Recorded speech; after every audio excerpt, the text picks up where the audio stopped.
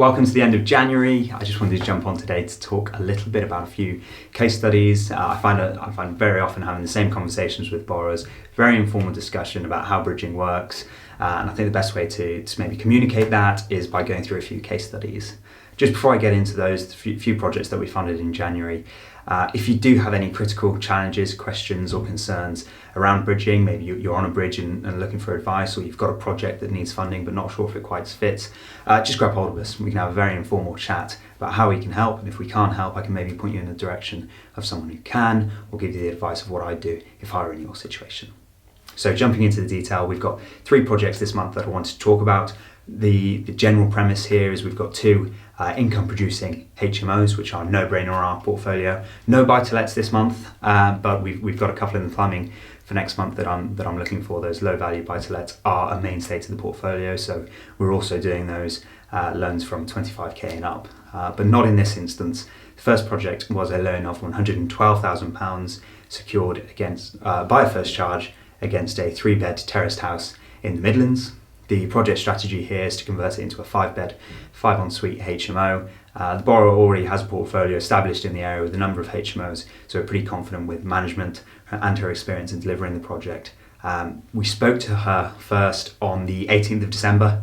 Unfortunately, solicitors' offices were getting closed from then on to the 4th of January, and she was successful at auction early November, so she was already past the 4-week period required to complete, and she was in extension territory. She was able to get 2 2-week extensions, taking her to the 6th of January. I spoke to her at the point of negotiating for that second 2-week extension during the Christmas break because all offices were shut. My advice is, if you are buying at auction, do not do it with a mortgage. At the moment, if you're looking to refinance or purchase with a mortgage, it's very quick if it's done in 3 months. So, if you're auctioning with a mortgage, it's just not going to happen in that 4-week timeline. If they give an 8-week completion, even then you're going to be really hard pressed. So make sure that you've got either cash or bridging finance available for those purchases if you are buying at auction, and have a conversation with a bridging lender before you go to auction. This is the lot I'm looking at. This is what I'm prepared to pay for it. This is the refurb schedule. What do you think? Is it something we can do? At DJF, we will provisionally book a survey to go out to inspect the property maybe a couple of days after the auction, assuming you're successful. Obviously, if you're not successful, you might not want to be paying surveying fees, so we won't book that and have that done before the auction. Only if you're successful with that, will that go ahead.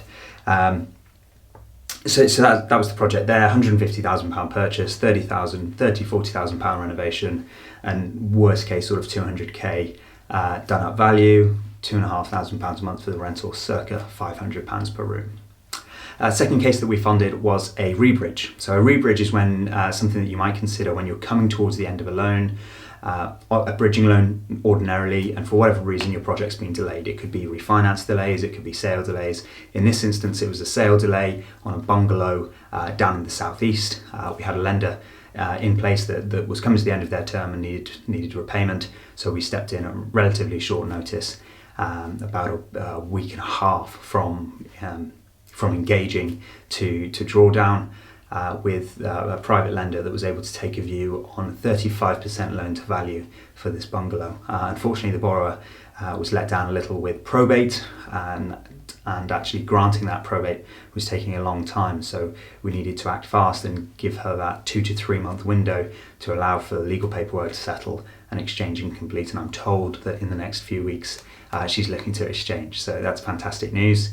Finally, the third project that we worked on, again in the Midlands, a 3-bed end of terrace property into a 5-bedroom HMO. Rough room rents about £450 per room. This is with a repeat borrower, actually the 4th project that we've ran with her, with 2 further projects going through the underwriting process at the moment, which I'm confident we will draw down on in the next 4 to 8 weeks, going through a bit of legal and planning delays there. But yeah, really excited to see that one come through. Safe pair of hands again. This is the 4th project that we've done with her, so expecting things to go through very smoothly. The last HMO project which she converted, the numbers there we just repaid on just before Christmas. That was a £90,000 loan on a £120,000 purchase.